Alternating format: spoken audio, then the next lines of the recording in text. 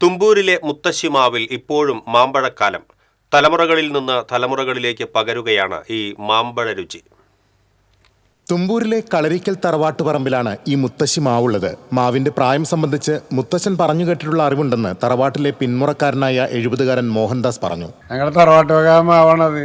ഒരു 200 വർഷത്തിന് മേലെ ഉണ്ടാവും പഴക്കം. അച്ഛൻ്റെയും അത്താത്തൻ്റെ ഒക്കെ പ്രായത്തിൽ ഈ മാവുണ്ട്. ഇത്രയും തന്നെ ഉണ്ട് മാവ്.